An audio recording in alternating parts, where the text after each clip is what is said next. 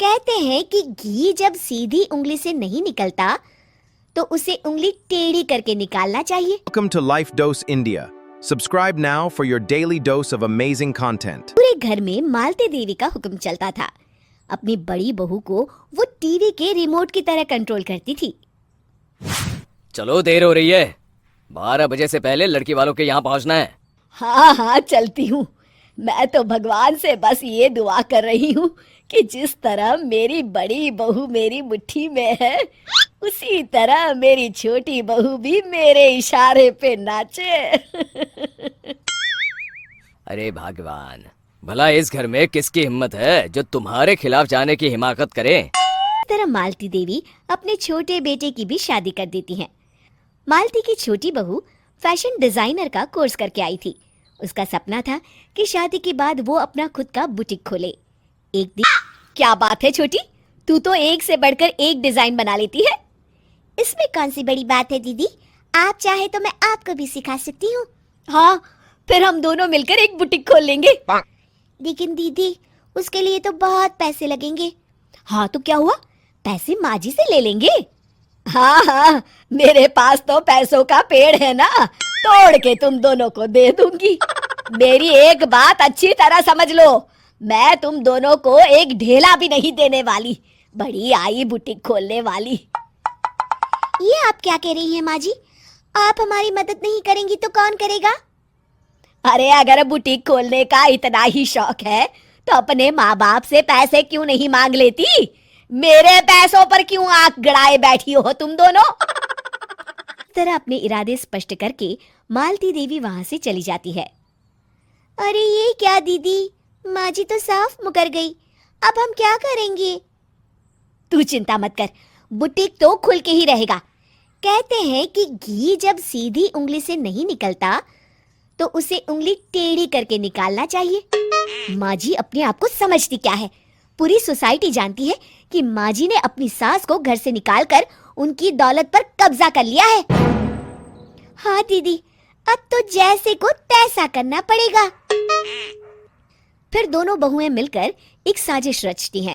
अरे नालायक, जरा ठीक तरह से पैर दबा, बिल्कुल मजा नहीं आ रहा, खाने पीने में तो कोई कसर नहीं छोड़ती। तभी वहां बड़ी बहू हाथ में एक फॉर्म लेकर आती है। माँ जी, आपके लिए एक खुशखबरी है, सरकार सभी बुजुर्गों को हर महीने 10,000 रुपये पेंशन देने वाली है। अरे ये क्या कह रही है तू? क्या सच में मुझे हर महीने घर बैठे 10,000 रुपये मिलेंगे?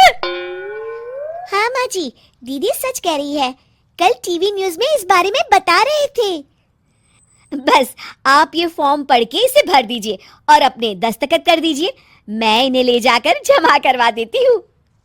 अरे नालायक, बड़ी कामचोर है तू। इस बुढ़ापे में कहाँ तुम मुझसे फार्म भरवा रही है, खुद ही भर ले, मैं दस्तखत कर देती हूँ। ठीक है माँ जी। फिर बड़ी बहू बड़ी चालाकी से फॉर्म के पन्नों के बीच प्रॉपर्टी के पेपर छिपा कर रख देती है और उन पर मालती देवी के दस्तखत करवा लेती है। कुछ दिनों के बाद मालती देवी अपने पति के साथ 2 दिनों के लिए अपने एक रिश्तेदार के यहाँ जाती है। दूसरी तरफ दोनों बहुएं पूरे घर पर अपना कब्जा कर लेती हैं। मालती देवी जब अपने रिश्तेदार के यहाँ से लौटती है तब अपने कमरे में ताला लगा देख आग बबूला हो जाती है। अरे नालायको, मेरे कमरे में इतना बड़ा ताला किसने लगाया है? माँ जी, ये कमरा तो मैंने अपने बेटे रोहन को दे दिया है और आज से आप बाहर कोने में जो छोटा कमरा बना है ना, वहाँ रहेंगी। अच्छा, मैं उस सड़ेले कमरे में रहूंगी है? तेरी ये कहने की हिम्मत भी कैसे हुई? और मेरी इजाजत के बिना मेरा कमरा देने वाली तू होती कौन है? लगता है तू भूल गई, इस घर की मालकिन मैं हूँ। छोटी बहू आती है। अरे माँ जी, आप इस घर की मालकिन नहीं है, अब इस घर की नई मालकिन हम दोनों बहुएं हैं।